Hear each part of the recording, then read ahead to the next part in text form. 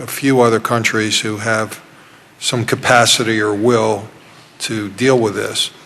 I think meanwhile, flag of convenience nations, which register most of the ships that are coming under attack, don't seem to be providing much, if any, contributions in the anti-piracy effort.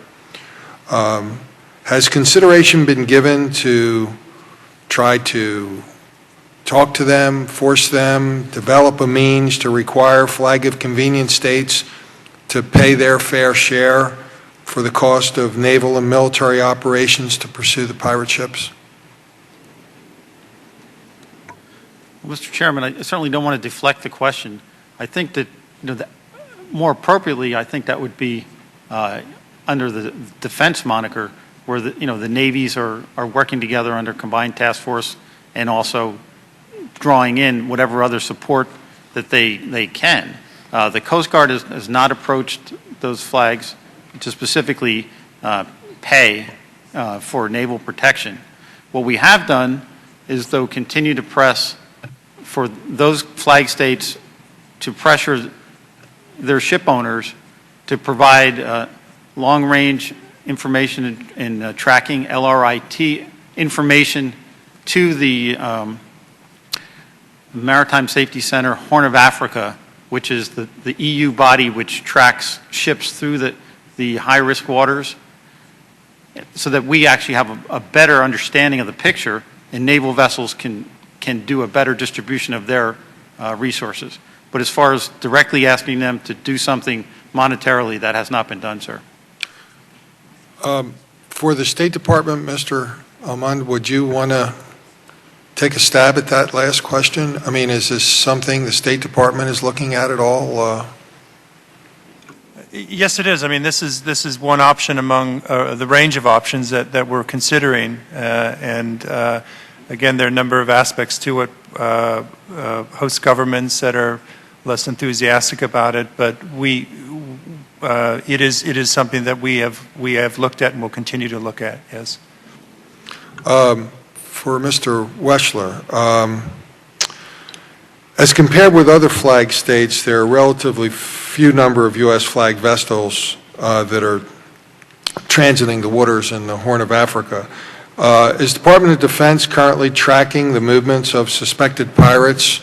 Are you able to do that at all that are based at sea? We are able to do that in part, and our limitations are a result of just the sheer size of the area at sea that we're dealing with. Where we know of the pirates, where we do have information of the pirates, we're able to move rapidly and take appropriate action, as we have most recently, as have some of our partner nations. South Koreans, the Indians have recently taken quite powerful action, and it should be noted that the Pakistanis currently lead 151. So there are a number of countries that do take action, and we take action when we are close to a U.S. flagged vessel that is attacked by pirates, and we have also taken action when it is not a U.S. flagged vessel, but we are the closest, and we are abiding by our responsibilities under the law of the sea. Are you able to supply on a timely basis intelligence information to U.S. flagged vessels when you are coming on it? Yes, there are procedures, and it all depends on the specific circumstances of the vessel that is in the process of being attacked or has been attacked. When we have a mechanism to communicate directly with the people on the ship, we will certainly do so. The ability for us to do so will have a lot to do with whether or not the ship is abiding by all the best practices that have been established, whether they have a safe room, whether that room has communications, whether they're able to get there, whether they were able to delay the pirates from taking their ship, from a variety of the evasive actions that they should be taking. Mr. Almend, I wanted to come back to part of your statement where you said we've we've not gotten to any of these folks on shore, on land-based. I mean, it seems that with the vast area that was outlined at sea, that getting to some of these bad actors on land is the way to go. I mean, is there anything you can, I know we might be getting into an area we can't talk about here, but since you mentioned it during your statement, I mean, it's an obvious area we need to get to. How does this?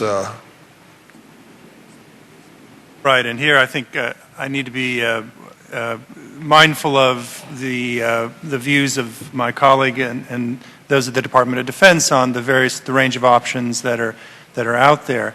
There are certainly there are diplomatic concerns with the any action that might bring the fight on shore because of the potential blowback and the way that we would exacerbate an already difficult situation on land where there has been no functioning government in Somalia for 20 years now, where we are concerned about a range of issues, humanitarian, economic development, and other issues. But I really can't, I think probably in this form, that's probably as much as I can say. I understand that, and I'll maybe switch gears with one of my other committees at another time, the Intelligence Committee, where we can take this up. But I just say collectively out of frustration, so what about if a commercial vessel was boarded and taken? And what if it had a crew of 30? And what if they were all slaughtered? And what about if, go through these scenarios? I mean, what will it take for us to finally say, we're not going to try to hold hands and serve warm milk and cookies and figure out how to solve this problem? Because at a certain point, there's got to be a breaking point for the U.S. of A. to say we have had enough. And if we're not going to get cooperation from other nations, I'm not talking about putting troops on the ground there or anything else. We have all kinds of other means. Mr. Chairman, I would say that we're at that point. I think the February 22nd tragedy has galvanized Secretary Clinton and those of us at the State Department to take a really hard and cold look at the range of options that are before us. So I think that we're in that process. We're looking at what's out there and what could be done. On switching gears a little bit, still for you, the Executive Order 13536 names 11 individuals, 2 of whom are known to be head of pirate gangs. It effectively outlaws cooperation with these individuals or support of their activities. The maritime community is very concerned that the prohibition on providing material support will make ransom payments liable for prosecution. Will the industry be held liable for ransom payments they made in the past if they are later found to have ended up in the hands of one of the 11 individuals listed in the executive order? Mr. Chairman, I don't think the only answer is I don't know that there's a clear answer to that. I don't know that we would know until that's been tested. And I will go back to the department and try to develop a fuller written response to that question. But I don't know. And are you or someone in the department actively attempting to track ransom payments? Well, I think that's part of the effort that I described earlier in response to Congressman Larson's question, and that is that yes, working with Treasury and the Intel community and Justice and others, we are trying to do that, trying to do a much better job of that now. Thank you. Mr. Caldwell, you mentioned in your statement that growing ransom proceeds may undermine regional security and contribute to other threats, including terrorism. Are there any indications that terrorist organizations are using piracy as a source of revenue?